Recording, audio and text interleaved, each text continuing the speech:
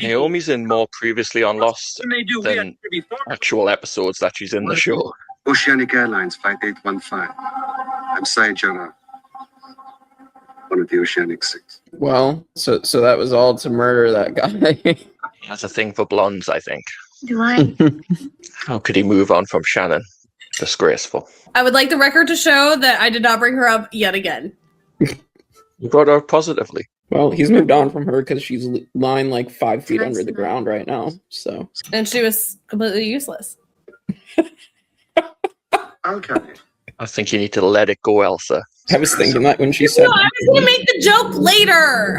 Ruining it. Happy day. Princess Grandpa's here. I've been here, bitch. Why you cry? Because it hurts? Because you were stupid enough to care. Oh my god. Frickin' Ben. Hey everybody, welcome back to the Tribe of Nerds. Michael, Kevin, Kristin, and I are back for Lost, Season 4, Episode 3, The Economist, Sayid episode, and some really interesting stuff, and we learn another member of the Oceanic Six. So, what are your guys' thoughts on The Economist? Yeah, a new member of the Oceanic Six, and also a new off-island member of not Oceanic 815 in Benjamin Linus. What I love about the reveal of Ben still being being in control and working with Sayid is this guy in the present is bound, captive, beaten bloody, and he's going to be fine. Of course he is. It's Ben. It's such a great reveal of course Ben's going to get his way out of this. Yeah. That was a crazy reveal. I felt like I recognized the voice when it was about to show him, and then I'm like, oh yeah, that makes sense. That's Ben. Try and be sneaky with it, and they distort his voice like he's friggin' Batman or something. It's just to try and hide the reveal. And it's like it's obviously Ben. It's so funny because I remember watching for the first time, and like they do like try to distort the voice, but like you're sitting there and you're like, something's oddly familiar about this voice, like, but you can't like quite place it. And then like the more he talks, like I remember sitting there being like, it can't be Ben. Like it can't, like, why would Ben be here? Like, you know what I mean? Like you're almost like trying to talk yourself out of it, but you're like, this is so obviously Ben. What's happening here? Like even the mannerisms and how he talks, right? It's like kind of like, you know what I mean? Like Ross Geller of Friends, like, you know what I mean? Or Chandler, like they have like those specific ways that they talk, and that's how Ben is. And so you're like, this can't be Ben. You're like trying to talk yourself out of it because you're kind of still shocked by it.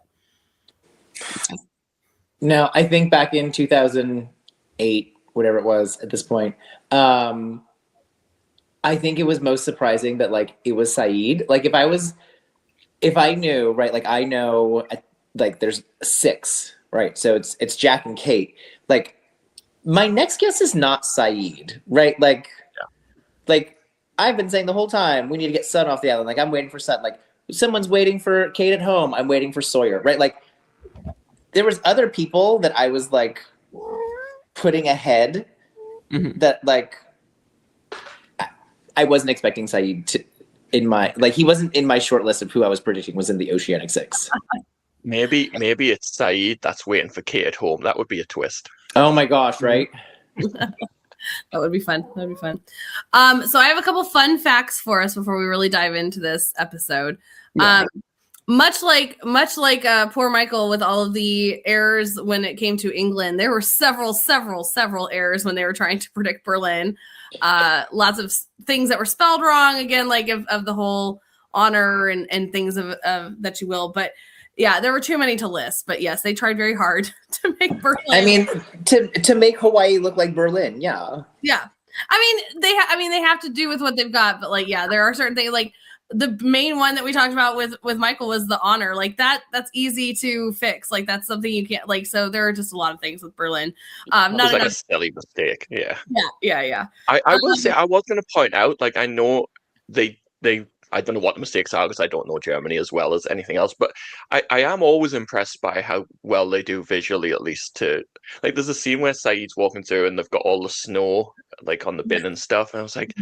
That's Hawaii. It is kind of wild. They might not get it right all the time, but I do appreciate that they do at least try. It looks good it looks good as long as you don't know anything about the place that they're trying to do. Yeah. Yeah, no, I mean, it's like you really have to like look and be like and know these places to really understand. But like the fact that they got so many places to be very, very close and believable in Hawaii is just insane. I mean, we've got Korea, we've got England, you know what I mean? It is really cool. But with that, the other fun like mistake that they made, Sayid asks if the helicopter is going to fly, but literally last episode he told Jack that it was fine. I always love that part. He literally told Jack it was fine, but then he's like, "Hey Frank, is this going to work?" Even though I just told everybody it's going to work last time. I love that part. Oopsie. Also, Daniel Faraday asked for Frank's phone, and we know from the last episode his phone was most definitely broken. 100% Smashed. Yeah. Granted, it could have been somebody else, one of the other people's phones, but he specifically says, "Frank, can I have your phone?" Which makes people go, his phone was broken. But that could have just easily been like he grabbed somebody else's phone, he was holding on to it type of thing. We know the island heals people. Is there a chance that the island heals satellite phones? Maybe. It might be a thing. We also had our numbers, the clocks that Daniel had. They had obviously our 16s and the 4, all those things. There were lots of them there. And then Elsa told Sayid to meet her at 8:00. So the numbers were there. We also got another one of our black and white moments here that I don't know if anybody picked up on, but when Sayid was on the golf course, he had a black golf glove on and the other guy had a white golf glove. So, like little fun times when we have our black and whites, they pop up every once in a while. Listen, Kevin, I know you're going to come for me, but you weren't here earlier. I did not bring up Shannon, but I am going to bring up a Shannon moment. Elsa and Shannon, very much a Sayid type. Michael brought this up earlier. They are blonde. But the other things that they have very similarly in common, they were both shot in the abdomen right after sleeping with Sayid. So maybe Sayid's sex is like that kiss of death now. It's a death sentence. It's a death sentence. But yes. I'm proud of you, Kristin, because I really thought you were going to say the thing they both have in common is that they're both useless. So I appreciate that you didn't go down that route. It was the next thing I was going to say. So, oh my gosh, both now lying 5 feet under the ground. Yeah, they are. But shall we get into this? Shall we get into the episode? I will say that they do start this episode off with Sayid praying. We've talked about this before. This is for Lost to really like hone in again on, because I mean we're still, it's not like when the pilot, when that first like aired and like kind of having the whole hijacking and things of it all after September 11th, but still this is still fresh for our country at this point, and for them to really still hone in on the importance of Sayid and being an Iraqi and a Muslim and all that stuff. I just love that they continue that on. And I think that was a bold choice by Lost. And I appreciate that. But yeah, he is praying. We've got Jack questioning why they're there for Ben, and no one's giving anything. They're all tight-lipped. Everybody's not like Jack. They're not giving anything. Miles isn't giving anything. And Sayid's kind of, he's having this moment with Naomi, just like she's dead, like all these things, not where they thought they would be, right? Like they thought, okay, these people are coming to rescue us. We're going on the freighter, and now we've got this girl dead. We've got our group like split up. There's just so much going on. But Sayid's like, you know what? No, I'm going to be the voice of reason here. We're going to stop fighting because obviously none of us are going to tell each other anything. But I'm going to go to the freighter. I'm definitely going to the freighter. I'm going to be on the helicopter. And I mean, nobody is really arguing with this. Like, I mean, who's going to argue with Sayid, right? Like, not happening. He's always one person. Like, the big question that we have about these people is: are they here to kill us? Are they here to rescue us? Who are they? If I trust anyone on the island to get the answers to what these people are up to, it's Sayid. So yeah, absolutely, deploy Sayid. And he does pretty good this episode. Yeah, he's quite cunning. He is, most definitely. And I mean, also, I mean, they also have another situation here that they know that Locke has taken their friend. Everybody's starting to make deals here. Okay, we're all going to stay tight-lipped, but let's all help each other out. And so they make the deal with Sayid. You bring us back Charlotte, we'll take you off the island. And so that is kind of where this mission is going to line up for this episode. But again, I love, like, Sayid is the one to get it done, right? Like, Sayid is the one to go and get, like, but also the way that he, like, flips the narrative on this, we'll get to when we get there, but, go Sayid.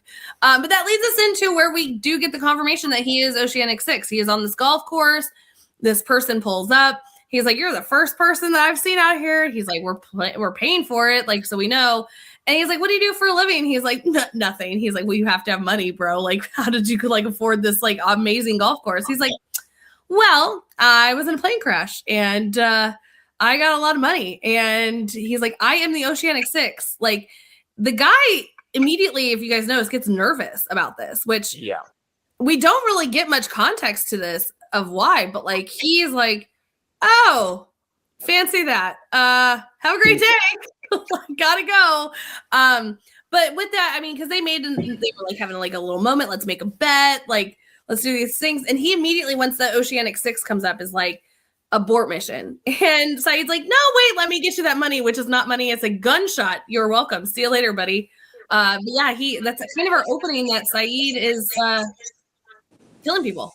And now we have an echo, but Sayid in a much different position than Jack and Kate. Yes. Yeah. I found this interesting to see Sayid, where Sayid is at. He's now back to killing people, which is not where Jack and Kate are at. I mean, obviously Jack's going through his own stuff. Kate appears to not necessarily be a fugitive, although we don't really know much more information. And then, Hurley's at the psych ward again. So I mean, but it's still like a very different place than all three of them. So yeah, once again, even though Sayid does have a past in this kind of thing, I do think it's a very different thing for Sayid to see Sayid like, just cold-blooded shooting someone. It's not torture for information or like as part of his job description.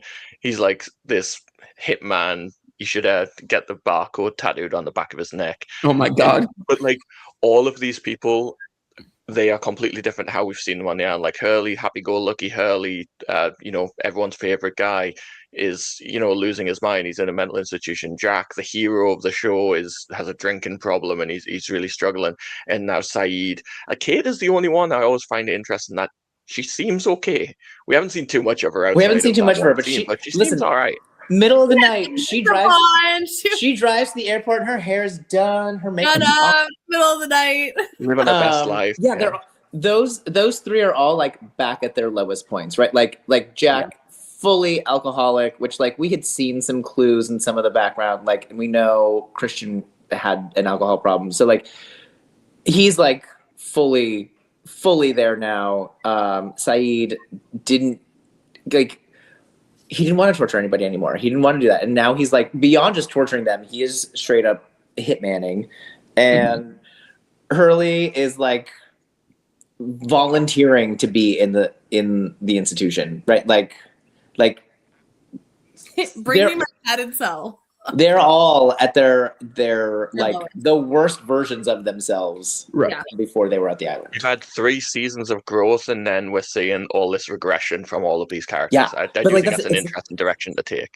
It's not even regression; it's like beyond regression, because they're like past as bad as they were worse. Before they got there. Yeah, most definitely. Except Kate, which I'm sure Kristin is mad about.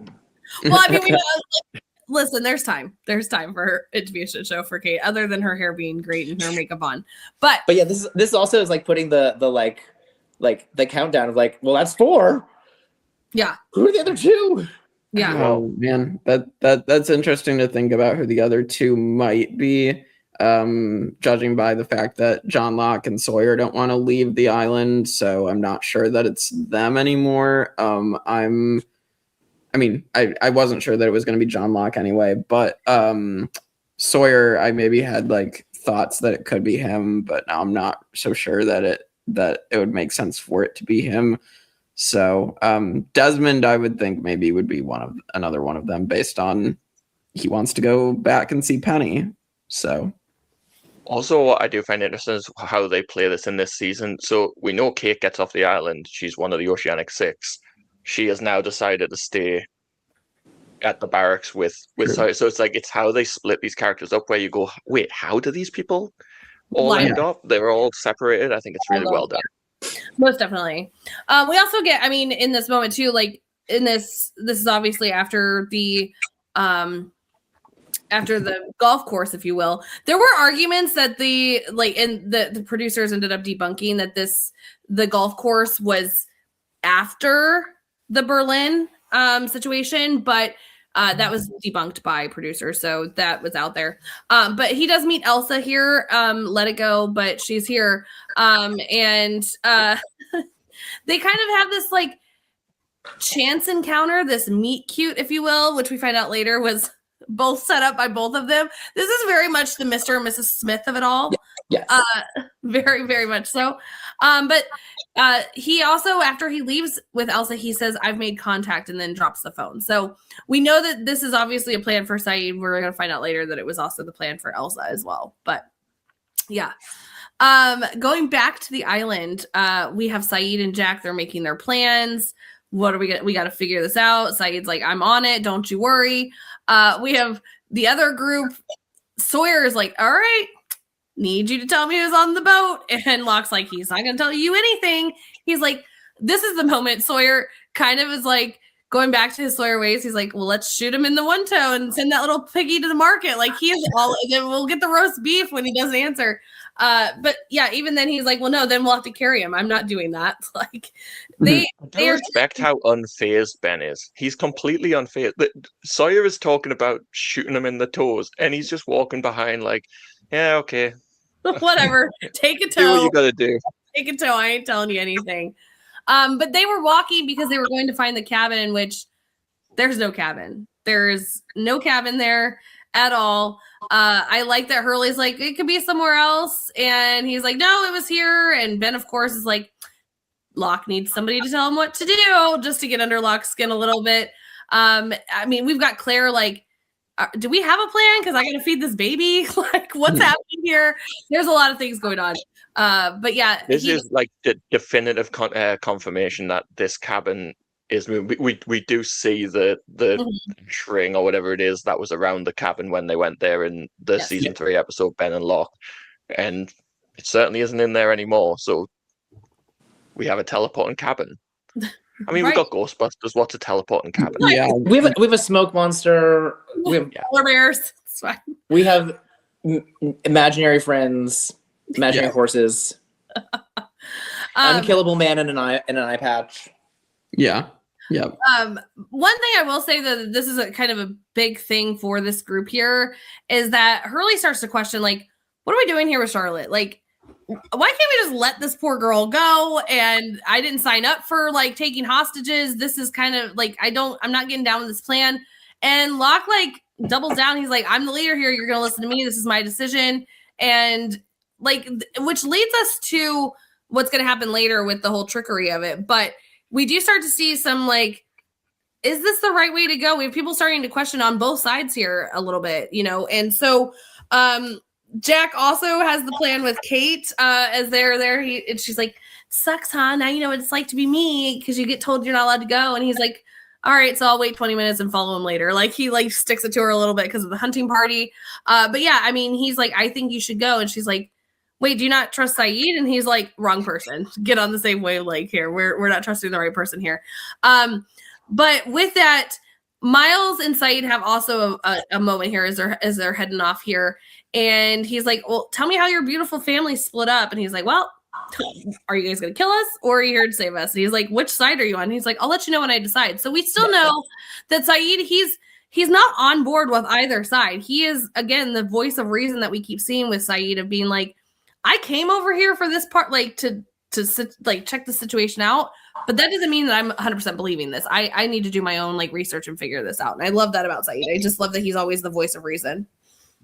I do like that. He's like, "What happened to split your group up?" I wish he should have just said, "Sit down. I've got 3 seasons of fantastic television to show you.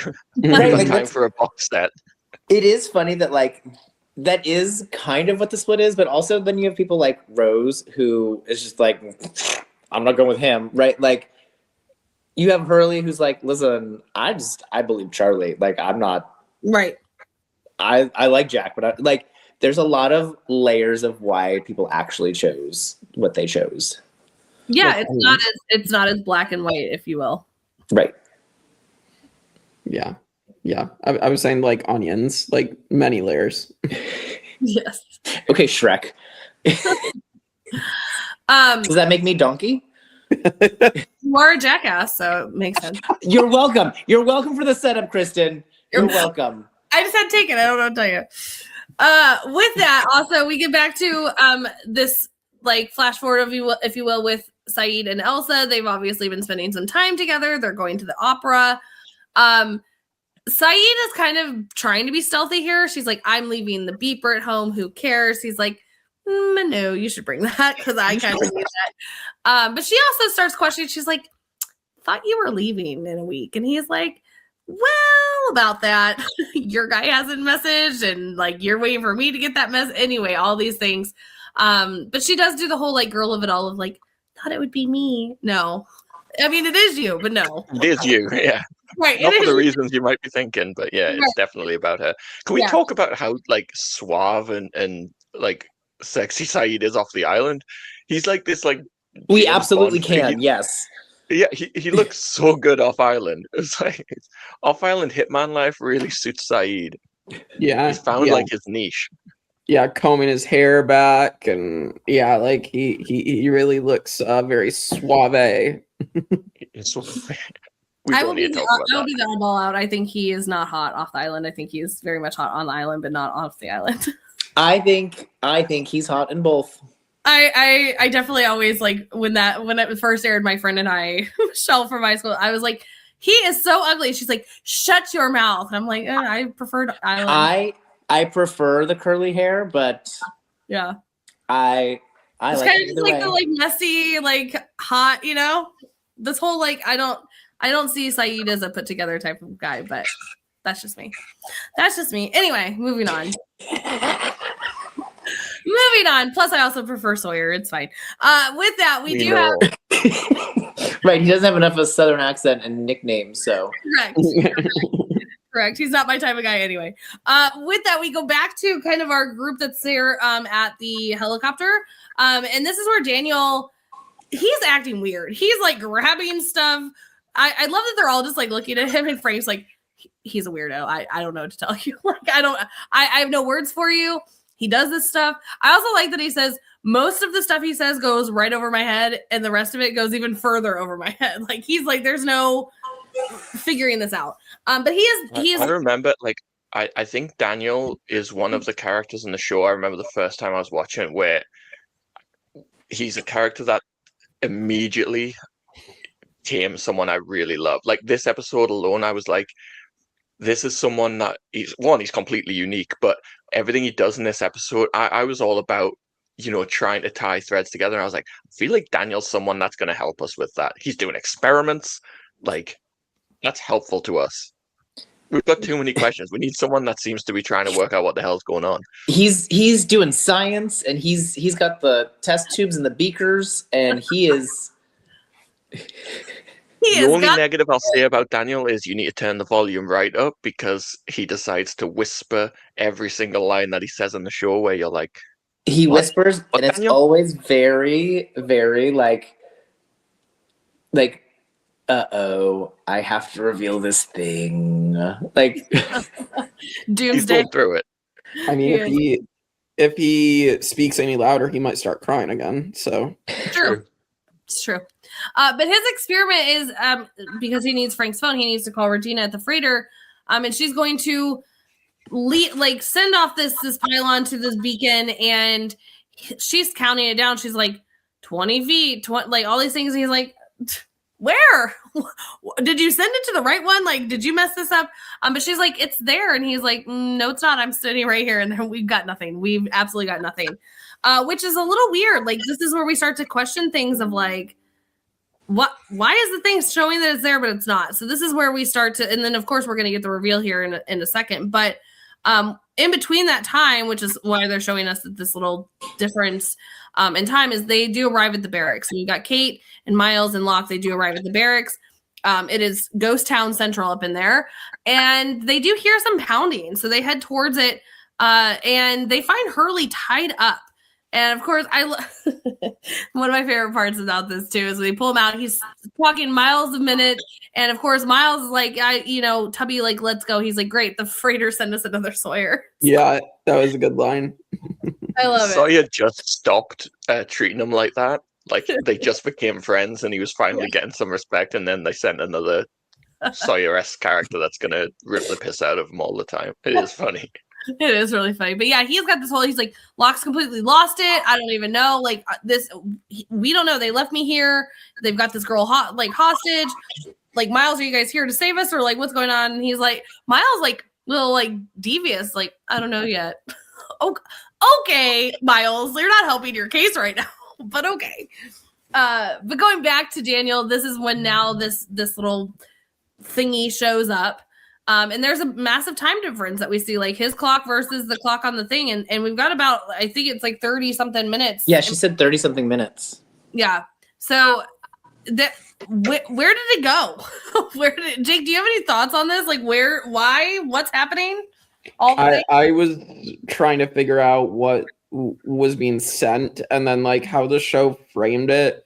Like if this was a horror movie, like I feel like it was like building up to all of a sudden it's gonna shoot through like Daniel's head or something. Like I feel like, I don't know, like that's what I was like for some reason expecting to see. Like, but yeah, I have no idea what the differences in the times on the clocks mean. Like I don't know. I don't either. It's okay. It does link back to some things, so. Oh, does it? Wheels are turning. But I also want to point out that there's a very subtle moment here that happens that I don't think a lot of people pick up on. I just think it's really cute. So Juliet arrives back with Desmond. Of course, they were going to get Desmond because maybe he has some, like, he can ask these questions, he can get some answers. But the one point I want to point out that not a lot of people notice is Juliet's smile on her face is the sweetest thing. Like, she's so excited. She's like she sees Desmond seeing a helicopter. Like, this is a way off the island, and him getting so excited has her so excited. And I just think that's a very like subtle thing that they put in there. And that could literally just be Elizabeth doing that too. Like maybe it wasn't written in, but I just think that's a really cute thing to be like, she's so excited that he's so excited. And I just love that sweet moment that they have. There's literally no words talking. Is Desmond excited and surprised though? Like, I feel like this is Desmond being like, oh, I should be surprised, but he had a flash of a helicopter. He was expecting a helicopter of some kind, right? He's like, I think it was just I saw this thing. Yeah, it was just more of the moment of like, it's right there in front of my eyes. I can actually like get it's real. It's really here. Yeah. It's in one piece. Yeah. Well, and that's getting back to like the nice, kind Juliet that like she was before Ben manipulated her into being evil. Yeah. No, I it's something so subtle that like, you know what I mean? It's no one ever notices. I just love that she's so excited to have that excitement of like, we're gonna get off this island. It's just really cute. But back to the barracks we go, and they're gonna kind of investigate. You guys start over there. I'm gonna start here. We're gonna figure out any clues that we can to find out where they went, because Hurley has 0 answers for us. And Kate goes into Ben's room. She's searching things, and Sayid finds a bookshelf that, like, again, he looks on the ground. Only Sayid is figuring this out. Okay, only Sayid is figuring this out. But he finds a secret room. And in this room, we see a lot of luggage. We see a desk full of passports and money and all kinds of things. There's a lot of stuff happening in this room that he's investigating. And like we see all these passports have Ben. Like these are well, we don't see every single picture, but we're assuming because of the one he opened, they're all for Ben. With that being said, then we get Kate still in Ben's room and boots appear. I know those boots anywhere. She obviously probably knew those boots anywhere. Before we get to Sawyer, can we talk about the secret room of Ben? Because like that is a whole other layer to this character where it's like he's been the on-island like manipulative uber bad guy for the past season, but this is a big reveal of like he has currency from all these different countries. He's got passports for all these different countries. We've seen a photo of him from Miles that he's kind of jet setting around. Like, who the hell is this guy? Like, what do you think about that, Jake? That Ben is also having this kind of secret life. It seems like a we're like a secret assassin, secret hitman guy. He's got all these different. He's like James Bond. Ben is James Bond. Yeah. I don't. So the thing is, like, maybe he is secretly going on and off the island, like, and like nobody realizes how.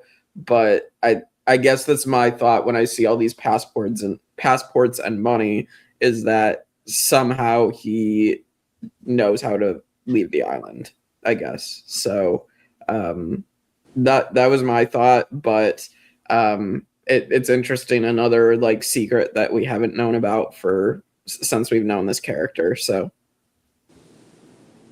yeah, lots of secrets in the secret room. Yeah. And thinking back to when he was like, I have to give them the illusion that they can leave the island. Like, what a jerk. He is trapping Juliet there for years, and he can come and go as he pleases with other identities. yeah. What a jerk. But with that, we do have my man Sawyer show up, and him and Kate like kind of have this standoff, and he's like, shh, and she's like, immediately, Sayid. So Sayid comes running out, and he's approached by Locke, and Hurley comes out. He's like, sorry, dude. Like, what? Like, Hurley, how dare you dupe Sayid? It's not fair. It's not fair. It's not right. But yeah, I appreciate though, like, this is Hurley who, when he found out that Kate was a fugitive, and then he had a conversation with Kate for the first time afterwards, and he couldn't get through a sentence and went literally running off down the beach and looking back at her. And now he's able to full on trick Sayid of all people. Like, he's a changed man.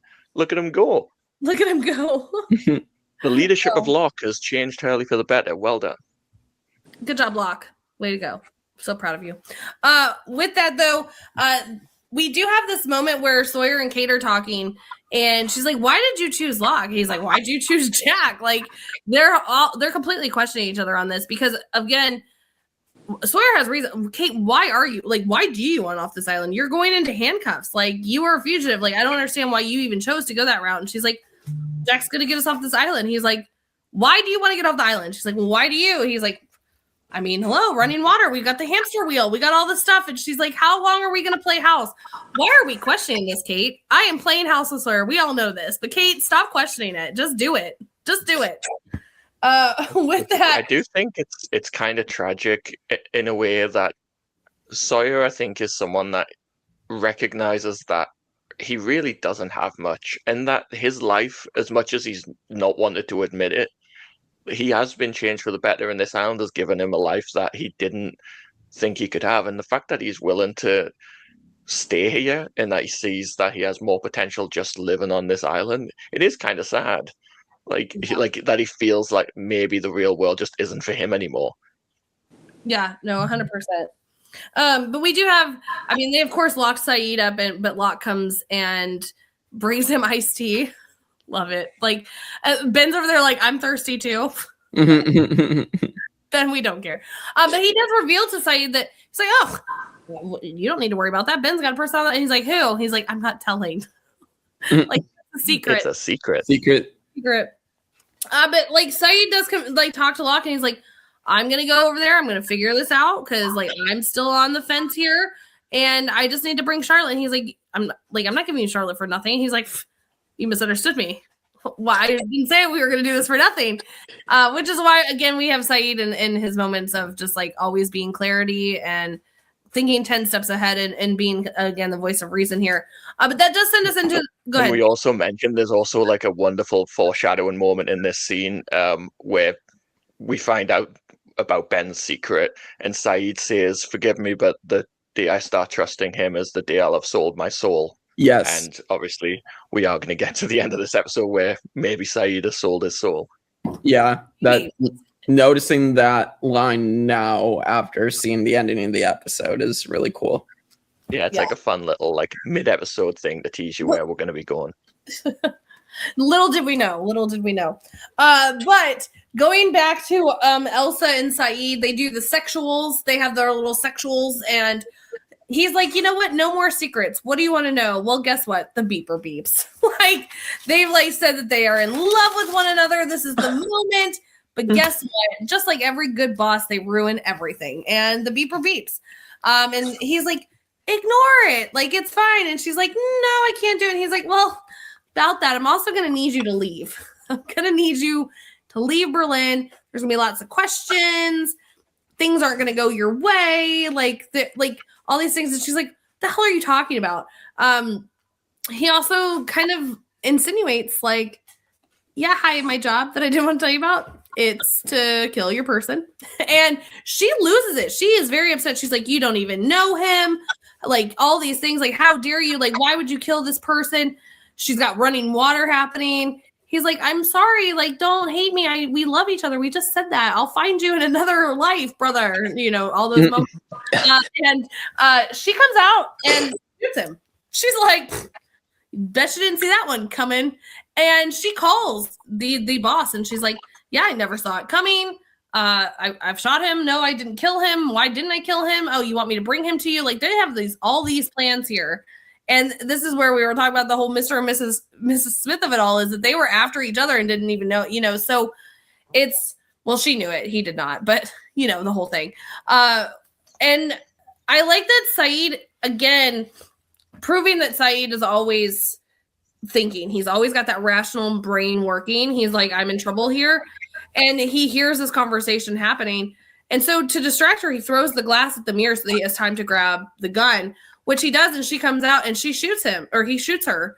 And she dies. So sorry, Elsa. I don't know. Like, you didn't let it go, apparently. But I don't know how many more times I can say that in this episode, but no, I'm going to do it. But yeah, I mean, just to point out, like, all the little Ben teasers as well. There is actually another one in this scene. Sayid says he has a list. He has a list of people that he's, and we know one person that has been delivering. Loves to make a list. Consistently. Ben loves a list, and he's providing Sayid with a list of targets. Yeah. I did just want to say to Elsa, yeah, she didn't let it go. The cold never bothered her anyway, but a bullet sure did. Sure did. Yeah. Sure did. I will also say that this is not a spoiler for anything, Jake. So like, this isn't going to affect you at all. All we know about this person is that, because like, they're not an economist, they are an economist, whatever, we don't know. And it's also the title of the episode, which is crazy that we get zero information about this person, which is why a lot of the Lost people thought that maybe the golfing scene at the beginning was after this, and that's who the economist was. But like I said, the producers have shot that down. But yeah, like, we never visit this again, ever. So. What? I don't know. I got my theory about who the economist could be. I mean, we'll discuss it later. Yeah, the spoilers. There are theories, but like, nothing's ever confirmed. We don't have another episode of Hunting the Economist. Right. Oh, okay. Right. So that's odd. Like, I know we've had episodes in the past where it's like, you guys have said like that character doesn't show up, like the whoever the sheriff lady was supposed to be. And like, I don't know who the economist is. That's it. Yeah, no, like I said, there's a lot of theories out there. Like I said, one of the fan things was that it was the guy on the golf course. So there are, and probably good that you could be like, yeah, that's probably what it is. But like, they never discuss this again, which is kind of crazy, especially when they named the episode after it, which is nuts to me. But yeah, that is the end of Elsa, sadly. With that, we go back to Desmond. He is now asking a lot of questions. Do you know Penny? Like, all these, like, Frank, again, these people are tight-lipped about everything. Frank, like, gives a look to Daniel like, no, we don't know who that is. Like, Desmond's like, I'm getting on the freighter. Like, you're taking me there. I'm on it. And he's like, okay. Like, Frank is just, love Frank. He's like, happy-go-lucky. I got room for 3, and that's all I've got. I don't know what to tell you. That's that. But yes, Desmond has care who comes on the helicopter with me. I'm just wanting to go. Yeah. Happy-go-lucky Frank. Like, he's just like, whatever. I'm not getting paid enough. Like, I love it. Also, like, he brings up, like, he's like, she was head management. She didn't hang out with the low ones over here. Oh, anyway. But we do have Sayid coming back, and he comes back with Charlotte. He does not come back with Kate or Miles, and we find out that Kate has now decided to stay. And he traded Charlotte for Miles. So, I mean, good for you, Sayid. You got the job done. I like that Frank's like, you cheated. He's like, yeah, whatever. Yeah, I did. I don't know. Yeah, I did. But yeah, he did trade her for Miles. Miles is there with Locke. And I do find it funny how like Miles went on this mission and now all of a sudden he's become a hostage. It's like, wait, what? Yeah. What the hell happened to me? I was a leverage chip. Is that a thing? What's it called? Bargaining chip. That's the one. Bargaining chip, The entire time. Who knew? Poor Miles. I mean, I don't feel too bad. He's been pretty much an arsehole throughout the entire time he's been on the show, but worked out for Charlotte. No, but I mean, also, yeah, Miles like left that thinking he was in charge here, and he definitely just became a pawn. With that, now everybody's back. We can get on the helicopter. We're good to go. And obviously, we know Sayid's going. We know that Desmond is going. And so Frank's like, Charlotte, you ready? And she's like, oh, I'm having so much fun here. I've been a hostage. I'm like all these things. And then he's like, okay, Daniel, do you want to go? He's like, no, I'm good. No one wants to get back on the helicopter. And so then they're like, okay, well, let's go, I guess. And Sayid does have the moment. And he's like, well, let's take Naomi then. Like, we weren't going to take her now, but nobody else wants a spot. Let's take her home. And I think that, again, it's Sayid being that good guy mentality, even though he's also doing bad things when those things happen. But, you know, hey, you gotta, it's a gray area, if you will, with Sayid. We appreciate the easiest paycheck that, I can't remember her name, but whoever plays Naomi got. Like, she has had 2 episodes now of just lying there as a body. Right. It's got to be the easiest check anyone's ever like received in their acting career.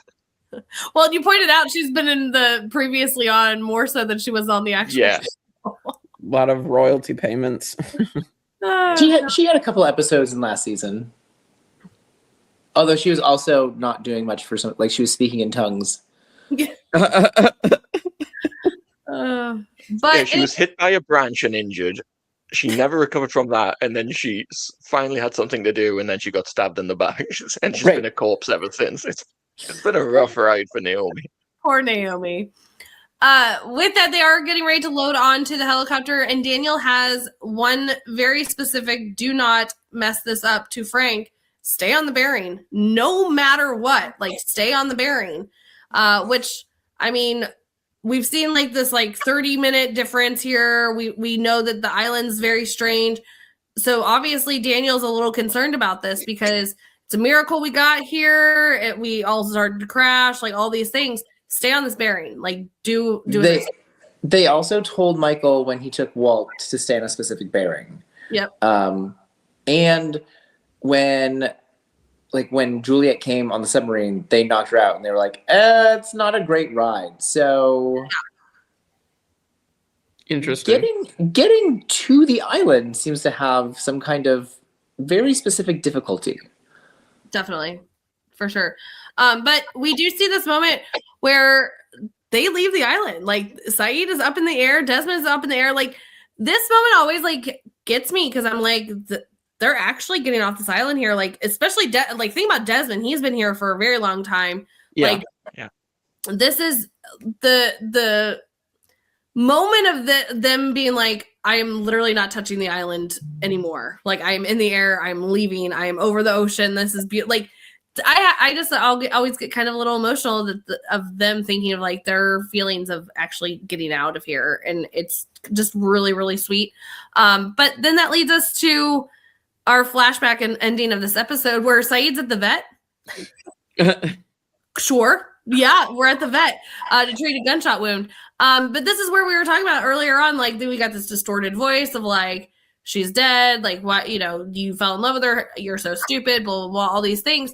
And we get this reveal that he is working for Ben. Like, who would have thunk it? Like, I mean, again, we all realize that voice was very similar, but the reveal is not necessarily the Ben of it all. Is how did this happen? How did this pairing happen? Because this did not seem like the pairing that was going to happen. But yeah, he's like, I have another name for you on the list. So that's how we end the episode. Can we talk about how epic Ben is? Like, Ben's the perfect cliffhanger character. This is 2 episodes in a row now. We've ended with a cliffhanger of Ben, where it's Sayid's like, but they know we're onto them now, and Ben with just the coldest stare of all time, just saying, "Good." It's like, oh, Ben.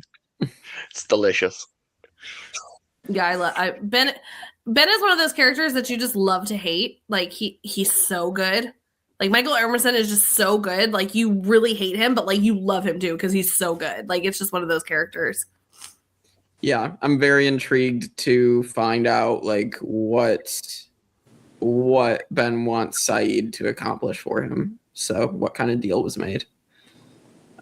Yeah, because he says the line about like you use them to manipulate me into killing for you or whatever, like whatever the exact line is, but like, Ben, what do you do to my poor sweet Sayid? Well, he also had said to them like you have to protect your friends. Like there are little things that we're getting here from this interaction with Ben and Sayid, but yeah, we have zero idea how this whole interaction went. We need more That's flash what forward. I love about this season so much. Like the flash forwards add so much to it. Like these little details that we don't quite know yet. The line before that where he says, "Need I remind you what happened the last time you saw it with your head instead of your gun?"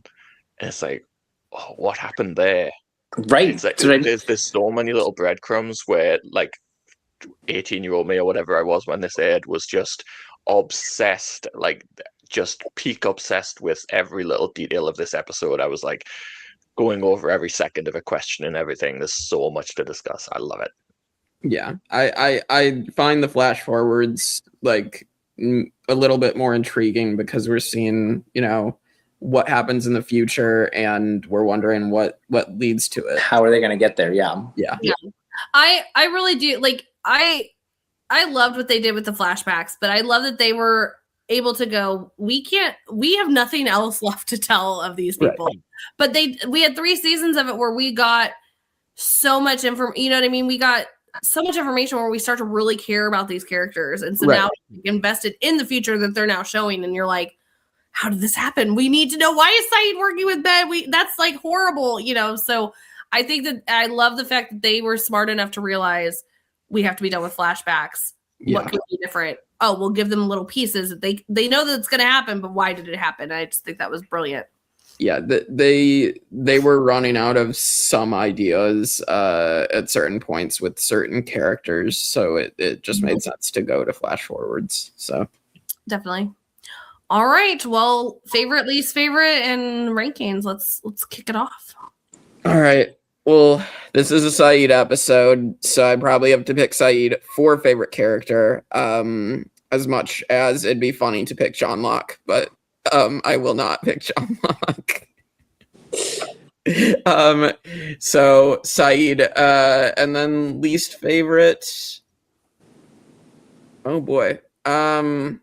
Elsa, because she didn't let it go. So yeah, I'm gonna go with Sayid. It's easy to go for the person that really does carry the episode, but I also feel like Sayid for a little while has kind of gone under the radar, like over the last season or so. And like I thought this was a great episode to remind us why we all love Sayid and how he is the perfect man for this particular mission. And seeing his flash forward, I think like his particular flash forward story is the most intriguing of the ones we've got so far, where it's like, holy shit, what is going on with him and Ben? Like, yeah, Sayid's fantastic in this episode. Least favorite character, I'm gonna go for Miles. I like Miles, but he was kind of dumb in this episode where he's really rude to these people, and then he just like Mr. Magoo's his way into a trap without realizing that he's walking into it. I also want to point out Hurley for favorite. I just remembered because I really appreciate that he was able to actually hoodwink Sayid. Yeah. I like Hurley. I don't think that he does enough for me to pick him over Sayid, and like all the other people that I could possibly pick, like why I would pick them also applies to Sayid. So yeah, I think as much as it's like the easy answer, I think it has to be Sayid. Least favorite, I want to be clear here that I do like the character, but I'm so mad at him for clearly being able to leave the island whenever he felt like it, and he left my poor sweet Juliet stuck there wanting to see her nephew Julian. I'm going to pick Ben because fuck you, Ben. You're a jerk. An intriguing jerk, but a jerk. Yeah. Right. You also, I don't know what you did to manipulate my Sayid, but you did something mean to him too, because he is not happy that he's working for you. Yeah. So obviously I would totally want to pick Sawyer, but I'm not going to. I thought about Sawyer, but like the reasons to pick Sawyer also apply to yeah, Sayid. I mean he's got always the good quips and things like that. I also wanted to pull out like a Hurley as well, because he's got, of course, some funny lines. Who would have thunk that Hurley would be able to pull this off? But it's funny that you made Ben your least favorite, because I'm going to make Ben my favorite, because I think because of that situation, we know that this is not a pair that we ever saw coming. So obviously Ben we know, like, again, he's always got these good lines too of like, I'm not telling, like, it's my secret, like, good. There's so much with Ben here that, like, how do you not make him your favorite character when he's got this like reign on Sayid, like in Sayid of all people? Like, because he's an asshole. That's how I don't pick him for favorite. And then this should be no surprise. My least favorite is Kate, because why are you not playing House with Sawyer? She stayed. No, but she's questioning. She did. She's questioning. She's questioning. See, you would hate her whether she chose to stay or not. Well, Kevin, she's picking Kate for least favorite because she did stay and play House with Sawyer. It's jealousy. Because Kristin wants to stay and play House with Sawyer. Well, also, Sayid just said she stayed, so we don't necessarily know if she's playing House with Sawyer or not. So I'm just throwing that out there. I think Sawyer. Who else is she playing House with Locke? Maybe she wants to. Is she locked back in the rec room? Like, what? Maybe Sayid also traded her. Just saying. Oh yeah, maybe we don't know what he did. It's Ben, Kate, and Miles all locked up together. Right. It's 100% what's happening. Also, give me that spin-off. I'm a little pissed off that she's shacking up with my man. So yeah, Kate, fuck you. And I like when we can get you to admit the truth. That it's always like I've never hid this. Like, fuck Kate. Get off my man. Well, surprisingly, this episode did not have much John Locke hatred. So, I mean, he just exists as annoying. It is what it is. You guys have that in common. That's why you hate him so much. See, all of it's coming out to air. Oh my gosh, and that's why you love him, because you love me. No. All right, let's rank this bitch. All right. Top 20 overall episodes on the board. The Economist, I don't really know that I want to kick Not in Portland out for this episode, so I'm intrigued to hear your guys' thoughts, because maybe that'll help me put my thoughts together in case we're putting it in. I think it's so funny, like early on throughout the first few seasons, we were so kind of liberal about, like, oh yeah, this could be in a top. We'd put things in there, and I feel like we've all become so protective now of the top 20, where it's like, no, my precious, I can't let The Economist in. No, I don't think I put it in the top 20. I do think the Juliet story is more powerful, stronger. Mm-hmm. Yes, agreed. Yeah. All right. And then our season 4 episodes ranked. I think this is probably third for me, to be honest. I think there's some more I would agree. interesting stuff from the other two. So, Michael, do you have a devil's advocate? I'm fine with it. I honestly, I think all three of these are very close. I do think it's interesting that like the first episode usually is like head and shoulders above everything else, whereas to me, I could make an argument for putting this like slightly above. I did enjoy the Sayid story more than the Hurley one, but they're all so close that I'm not going to split hairs about where it ends up. Yeah, I think the confusion as to why Sayid is with Ben is like there, and like obviously the Ben reveal, but I do feel like it was kind of a weaker episode overall. Yeah, that was what I was trying to like think about, is like there was the great reveal and stuff, but again, we've had so many episodes up to this point with that, and then the rest of the episode isn't as good. So it's not like this was a terrible episode, but it just putting my thoughts into words now, it's like I don't think I can put it above what we have. So I feel like we're still doing a lot of setup for what this season is going to be. Like all three of Yeah, I them feel like have it's been kind of setting up. It's a lot of questions. It's a lot of what's going on here. So, yeah, I don't think it's bad, but I do think it's the least strong of the three. Yeah. Yep. All right, that was pretty easy. All right, so that is The Economist. So, as we always say, like, share, comment, and subscribe to Tribe of Nerds because you want to see us talk about Lost all the time. Like that's You want to hear all the reasons why I don't like John Locke, but everyone else does. You want to hear all of Kristin's excuses for why Sawyer is the best. Agreed. It's true. Yeah. You want to hear all that. So yeah, like, share, comment, subscribe. Let you guys get to your spoiler section and tune in next week for more Lost on the Tribe of Nerds. Fuck John Locke.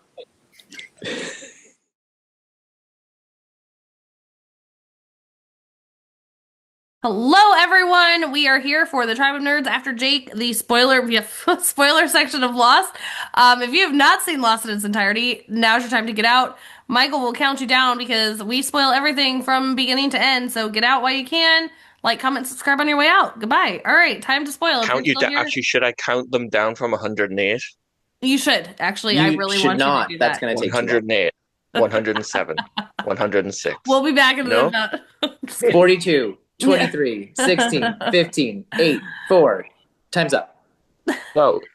With that, let's get into The Economist, shall we? So, Michael, you have a theory. It's, again, when I said this in the episode, there are theories that are out there, but nothing ever confirmed of this Economist, which I still find is really weird that they harped on like making it the episode title and we never find out. But Michael, what is your spoiler/theory? Yeah, I think the main like takeaway that they try to go on from this is just the Ben and Sayid relationship. So like who he specifically is doesn't really come up again. But I always just assume we know that Ben is trying to hunt down Widmore's men. Widmore is a bit of a jet setter. He's a businessman.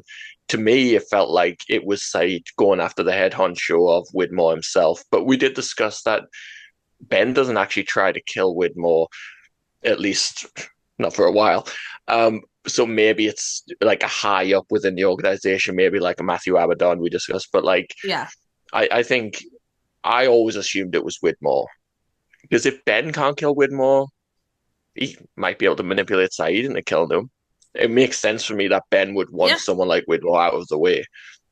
Especially knowing what we know about why Ben is on this mission. Like, Ben, for all of his faults, is on a mission where you can't help but root for the guy. Like, fair play, go after this bastard. Right. No, I agree. I think, but root for him. Yeah. But I think you're right. Like, it definitely is a very good possibility that it could be Widmore. I hate that we never got confirmation because it seemed like this was such a huge piece. Yeah. Is this one of the things that maybe like would have had another episode or two if there wasn't a writer's strike? Because this is the season that came back in January. Correct. So we lost an entire like 6 to 9 episodes. Yeah, I mean, definitely. I mean, I as well, like we've talked about this before. I used to hate 4 and I've now grown to love 4 a little bit more. And I think maybe I hated 4 because we got such a short season out of it because of those writer's strike. But as much as 4 is shorter, I don't feel like it was ever rushed. Do you know what I'm saying? Like, I feel like they did. There are pieces that we could have gotten more with extra episodes, 100%. But I never felt like it didn't feel rushed to me. Like we were trying to like throw in a bunch of stuff. I think they were probably rushed, but I don't think I feel the rush yet. I think I feel the rush in 5 and 6 more. Yes, correct. It's fast paced, but not rushed. Like once the mercenaries start arriving, it's like we're on. Yeah, we're on. Yeah, we've got mercenaries on the island, and we're hurtling through this season, but in like a really good way. It just feels like bang, bang, bang. We're not all killer, no filler. I said, there's an episode coming up. Once we get to that episode, I feel like this season is just it just goes on the up. Yeah. Yes, most definitely. I mean, we did already spoil the Oceanic Six in the last one, but if you missed that one, the Oceanic Six, we already have our 4 confirmation. Then one of them is going to be so like far-fetched that they're half. I don't even know how it's a 6, but it's a half. It is Aaron. And then we have Sun, which yay for Sun, and Kevin, because Kevin might have a meltdown if it wasn't Sun. But hey, that I it's love not Sun and Jin. Right. I think I was expecting to be Sun and Jin at this point, or Claire and Aaron, but probably Sun and Jin. Like that was who I was expecting. In our next episode, we are going to get the Aaron of it all, which is where the confusion there. I'm anticipating Jake having so much confusion of like, why does Kate have Aaron? Which I know I was very much so of like, why does Kate have Aaron? Like, because I'm not Claire's okay going to disappear into the woods. Yeah, it's oh gosh, that's the like to think about how that all transpires when the whole like bombing of it all and like. You know what I mean? Like Sawyer's like trying to save Claire and then she ends up like taking off anyway. Oh my gosh, it's just devastating. But yeah, at least Aaron does have Kate. And also, like, it's difficult to imagine Sun without Jin. Like, they come so much as a pair, so that's another thing where when it's revealed that Sun's off the island, it's like, wait, where's Jin? And then, oh shit, where's Jin? Yeah. Like, they are so linked as a pair. Like, the thought of one of them only being off the island is not in anyone's bingo card. That's the sad thing if you think about it is these final 2 pieces of the Oceanic Six, they are like they are missing their pair basically. Like Aaron, like it's supposed to be with Claire, Sun is supposed to be with Jin. The fact that they got separated is just devastating. So yeah, it's very sad, and we of course know that is the he that Kate is referring to. If he's waiting for me, it's not Sawyer, which we all thought. But that, like, it's funny because we were talking about it with Jake today. He's like, well, Sawyer's over there, but now Kate's over there. So, like, how did Kate get on? You know, so we are trying to figure out how this happens. But we do know that Sawyer was going to leave. He just happened to jump off the helicopter and save them. But he was going to go. The helicopter was too heavy, so he jumped off to let them go. He's such a good guy. Love him. That is like the culmination. I feel like we've already had the culmination, but that is like the final. If there was ever any doubt of what a changed man Sawyer has become, the fact that he is willing to jump off that helicopter, it's like, yeah, he's changed. Yeah. Rewatching it is always so jarring because he's such a jerk in the beginning. Yeah. I know. And like you're left with him being the nice guy, right? Like you're left with him being sad about Juliet, right? Like you're left with him being LaFleur, and then like to go back to restart, you're like, oh wow, this guy was an asshole. He's so bad at first, but yeah. It's another thing I can't wait to get into, like the whole when Sawyer eventually becomes a leader in a way that he hasn't in the past, and when he comes back face to face with Jack in terms of like how much they've changed and how different they are as leaders. Like that's my favorite Jack and Sawyer dynamic, where they're now kind of on this level playing field of in being in command, and how differently. And Sawyer is actually. He does a pretty damn good job. He does. Yes. I mean, I never had any doubt with my man, but plenty of us had doubt. Oh my gosh. Well, also another thing I think, I mean, we have to talk about the incident that Ben's referring to, the heart and not the head and all those things. So, anybody want to spoil it? Who wants to spoil it? No. Well, I mean, the reason that yeah. I didn't know if Ben wanted to go. The reason didn't why do anything. I was like, oh wait, we're not spoiling? The reason why Sayid is working for Ben is Ben manipulates Sayid at his most vulnerable moment after Nadia has been killed. Nadia is run over and killed with a bit of influence from Jacob, who's going to pop up at some point. And yeah, at his worst grief, Ben's going to capitalize on that. Of course he is. Of course he is. Of course he is. But yeah, no, I mean, also, I mean, the fact that, again, poor Sayid's story ends up so tragic too. Like, it's sad that all these people end up with these very tragic stories too. You know what I mean? That she shows up because she recognizes him in the Oceanic Six, because we know that he was heading there to see her anyway. And to finally they're together, they have this moment, and then for her to be, it's just, I hate it. And then, of course, Ben's right there. Hey, how's it going? Remember me? Yeah. I heard you lost someone. I lost someone too. Me too. But yeah, no, and I mean, but again, all of this is because of, like, you brought up Widmore's trying to get back to the island. He was kicked out of the island. Oh man, we're getting into a crazy story here. But anything else we want to spoil about the Economist? I mean, just that it's going to this directly sets up. Arguably, we're going to have an argument about it, I'm sure, of whether it's the greatest episode of the show, one of the greatest episodes of television. Desmond is now on the helicopter. He's flying out to the freighter, and that's going to directly set us up for the Constant. The Constant is Number so one. good. It's literally so the number good. one episode. It is so good.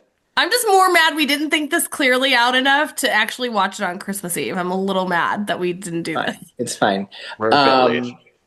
I think Jake will like it. Like, he and I talked a lot about Agatha all along, about that episode that, like, is very non-linear as well. So like I think he will appreciate it, and I think he'll be able to follow it. See, it's so funny for me because I am like one of those people that I cannot understand time travel. Like, I really just don't understand it. And so like that, I did have a hard time with Lost when they did the whole time traveling of it all. But for me to like really just not get it, to show that the Constant is like one of like my favorite episodes of Lost, it screams how good that episode is, because I literally am not like completely lost on me the whole time travel of it all, but the emotion, you're my constant, like there's so many good things about that episode that I think that Lost just did amazing. What I love about it as well, it's almost not really an episode of Lost. It's like it's our characters and it's connected, but it's like it's almost like this unique, individual, very different story that is just a perfect 40 minutes of television. Like, it's very self-contained, and it's like I do think it's one of the greatest episodes of television ever written. So we're so close. We're so close. We've got to get through a Kate one first, Kristin. I'm sorry to break your heart. I'm so sorry, Kristin. Hate it. Regret. Like, we'll just skip it. It's fine. We'll just take it skipping it. Kristin, we can't skip it. All right. Well, with that is the end of our spoiler section. Like, comment, subscribe, and we'll see you guys next time. Bye.